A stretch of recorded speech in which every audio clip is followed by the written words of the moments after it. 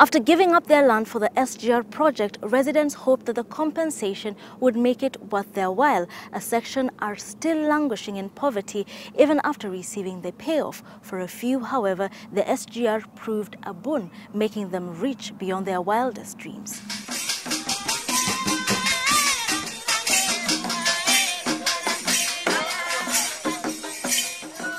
His fingers aren't as nimble as they once were, and his eyesight is dimming.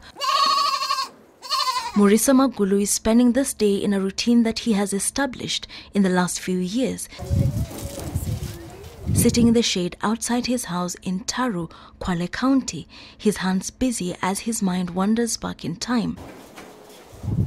This isn't the place where Murisa envisioned himself growing old. The old family plot is located kilometers away.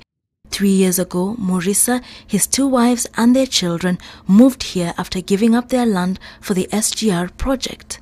Nikutolewa na leri, nikaletwa hapa. Na hivi sasa niko hapa na shamba sina. Nakaa tu kama mtu anakaa Mombasa town.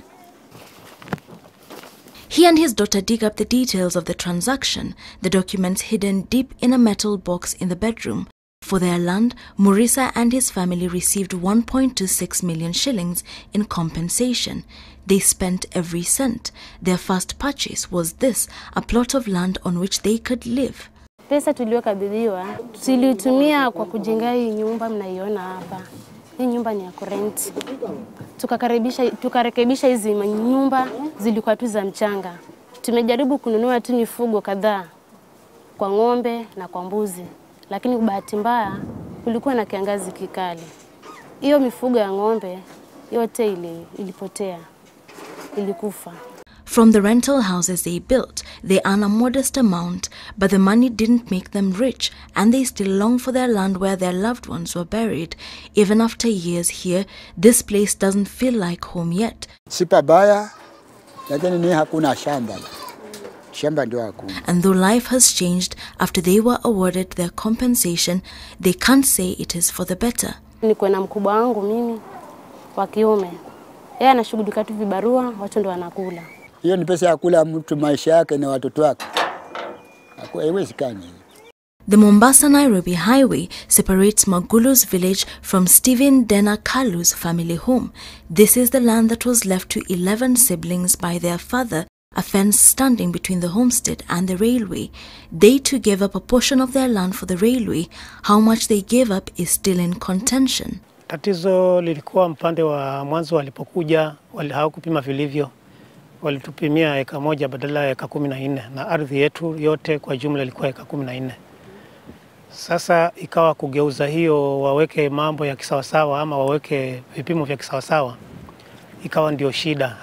A portion of their land was claimed by squatters. After a lengthy legal tussle, Stephen and his 10 siblings were finally awarded 1.9 million shillings for the remaining section, a reasonable sum until they decided to split it among themselves. Tulikuwa watu 11, kwa hivyo tulipogawa kila mmoja akapata tu kama kitu kama laki moja na 1080 pekee. Kitu ambayo yani haikusaidia hata katika family, hakuna manufaa yote tumepata. Kwa hiyo kama mimi nilikuwa na watoto wako shuleni na wanasoma secondary, nilikuwa na deni la 70,000. Haya. Alafu sasa na bado kunahitajika pesa zaidi huko. With the money spent, they are back to basics, trying to eke a living from this unforgiving land, an effort that has etched lines in their skin and left them gazing wistfully at the rails. They still have some land left over, but the money is long gone, and they are left grappling with their regrets. A few meters from their home, a new center is coming up, built around the Chale Business Lodge. His is a little shop, but Patrick dusts and arranges his wares with pride. Not so long ago, he was a hawker.